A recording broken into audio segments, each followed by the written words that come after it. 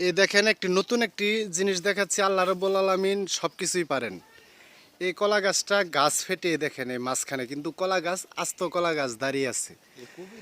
আমরা জানি যে কলা গাছের যদি মাথা পড়ে যায় তুফানে কিংবা ভেঙে যায় তাহলে ওই জায়গায় থেকে ছড়ি বের হয়, মানে থুর, তাই না? এ দেখেন কলা, আমরা ঘুরে ঘুরে দেখাচ্ছি দর্শক। একটি লাইক দিয়েন এটা যদি ভালো লাগে আপনাদের। হ্যাঁ, একদম কাছ থেকে দেখাচ্ছি, এ দেখেন দর্শক, এই যে পুরা কলাগুলো এ দেখেন একদম স্পষ্ট। আল্লাহ রাব্বুল আলামিন সবকিছুই পারেন চাইলে, তারপরেও কিছু জালিম আছে এই দেশে ঘুষখোর সুদখোর। যেমন আমরা দেশে কোনো কারেন্ট পাই না, অর্থাৎ বিদ্যুৎ পাই না, কেউ আমরা দেখাচ্ছি এবং কিছু দর্শক এসেছে তারা দেখার জন্য, ভিউয়ার্স, ঠিক আছে? এটা আল্লাহ রাব্বুল আলামিন সবকিছুই পারেন। ও আদা, যাক, আদা গাছ বলে রয়েছে এই জায়গায়। আমরা গাছের গুড়া সহ এবং 3টি বগি,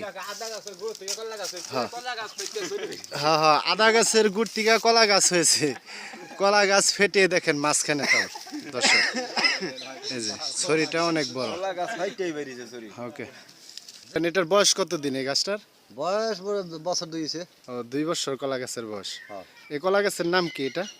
বাইশা কলা গাছ। ও, বাইশা কলা গাছ। এই দেখেন আমরা দূর থেকে দেখাচ্ছি দর্শক, একটু জুম করে কাছে টানলাম, এই দেখেন।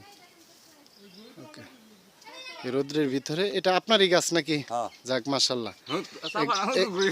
এই গ্রামের নাম হচ্ছে কমলাপুর, ফুলবাড়িয়া থানা, গাছ হইলো আমার, ময়মনসিংহ জেলা। এবং আপনার গাছ আমার, এটা তো ময়মনসিংহ বিভাগই পড়ছে নাকি? আগে তো ঢাকা বিভাগ ছিলেন, তাই না?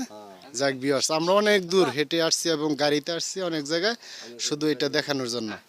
এটা হচ্ছে কমলাপুর সেনবাড়ি, কমলাপুর সেনবাড়ি।